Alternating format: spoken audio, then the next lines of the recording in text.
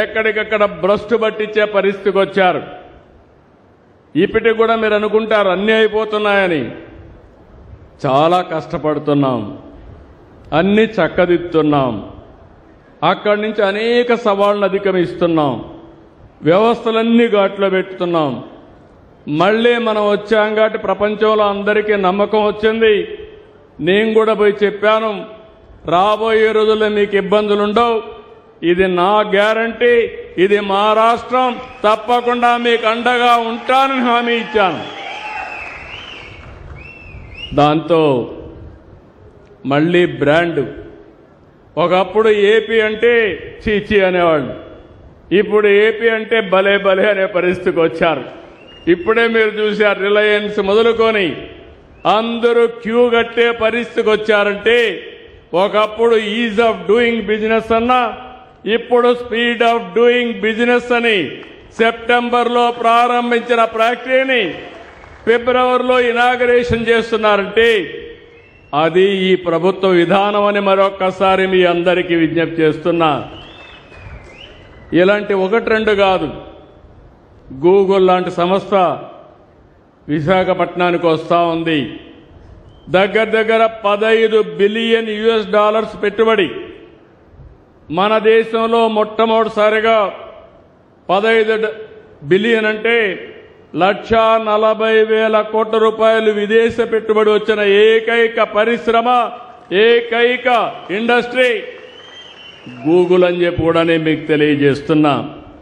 ఇవన్నీ అయ్యాయంటే అనుభవం, సంకల్పం, చిత్తశుద్ధి, కష్టపడి పనిచేయడం, టీం వర్క్. ఇప్పుడు నేను ఒక్కడే చేయలేను. ఇక్కడ ఒక ఇండస్ట్రీ వచ్చిందంటే ఇక్కడ పెట్టాలని అడిగాం. ఉగ్ర నరసింహారెడ్డి మీకు వచ్చి మెసేజ్ ఇచ్చి రిలయన్స్ వస్తుందంటే ఇక్కడ ముందుండి వాళ్లకు భూమి ఇప్పించి ఇబ్బందులు లేకుండా చేస్తే ప్రభుత్వ యంత్రాంగం దాన్ని ఎక్కడికక్కడ ఆర్డర్స్ ఇచ్చి ముందుకు పోయే పరిస్థితికి వచ్చారు. ఈరోజు ఇక్కడ కూడా అంతే. ఒక ఎంఎస్ఎంఈ పార్క్ పెట్టాలంటే ఇక్కడ ల్యాండ్ ఉందని చెప్పి కలెక్టర్ గారు ఇద్దరు కలిసి పనిచేసి దీనికి ఈరోజు శంకుస్థాపన చేసే పరిస్థితికి వచ్చాం. ఈరోజు నాకు ఒక ఆనందం, ఈ దేశంలో ప్రధానమంత్రి నరేంద్ర మోడీ గారు, ఇంకో పక్క మిత్రుడు పవన్ కళ్యాణ్ గారు,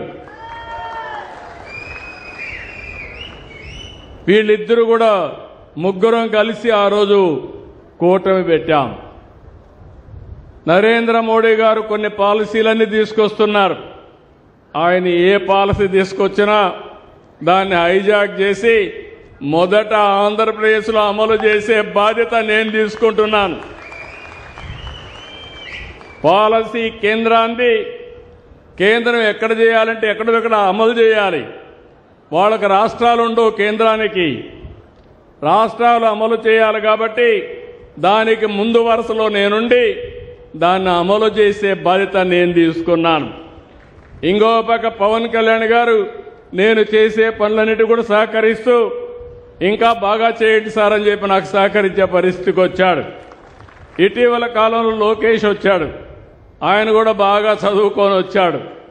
చదువుకున్న తర్వాత ఏదైనా నేను ఒక మాట చెప్తే వాళ్ళ దగ్గరికి వెళ్ళి 5-6 సార్లు వెళ్ళి వాళ్ళని మెప్పించి ఆ పని అయిపోయే వరకు పట్టు వదలని విక్రమార్కుడిగా పనిచేసి సాధించుకొని వస్తున్నాడు.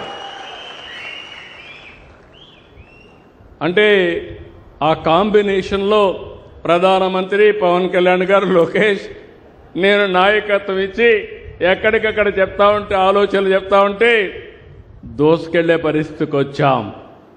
అందుకే నేను అన్నాను, నా జీవితంలో మరుపురాని రోజు చరిత్రలో మళ్ళీ 4 సార్లు ముఖ్యమంత్రి అయ్యాను, కానీ 3 సార్లు ఎన్ని పనులు చేశానో అన్ని పనులు రాబోయే 10 సంవత్సరాల్లో చేసే శక్తిని, సామర్థ్యాన్ని భగవంతుడు ఇచ్చాడని చెప్పి కూడా నేను మీకు తెలియజేస్తున్నా. ఈరోజు ఇక్కడ మీరు చూస్తున్నారు 50 ఎంఎస్ఎంఈ పార్కులు, కొన్ని ఇనాగరేషన్లు, 87 ప్లేసుల్లో చేశాం. ఇంత మునిపై 55 ఎంఎస్ఎంఈ పార్కుల్ని ప్రారంభించాం. ఇంకొక 70 చేయాలి. జనవరికంతా కూడా 70 కూడా పూర్తవుతాయి. అంటే 175 నియోజకవర్గాల్లో 175 ఎంఎస్ఎంఈ పార్కులు పెట్టి ప్రతి ఒక్క కుటుంబానికి ఒక పారిశ్రామికవేత్తను తయారు చేసే బాధ్యత ఈ ప్రభుత్వం తీసుకుంటాం. మీ అందరి కోసం మీరు చూస్తే ఏపీఐఐసి 21 ఇంజనీరింగ్ వర్కులకు మనం శంకుస్థాపనలు చేసుకున్నాం.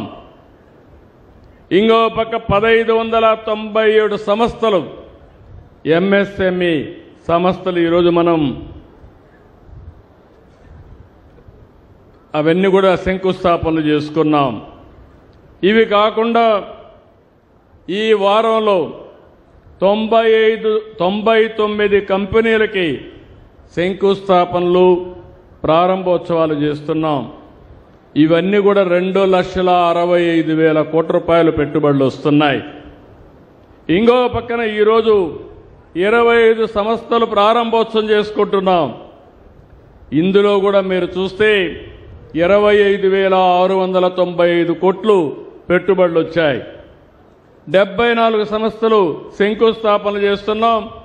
2,39,000 మందికి 2,39,000 కోట్లు పెట్టుబడులు వస్తాయి.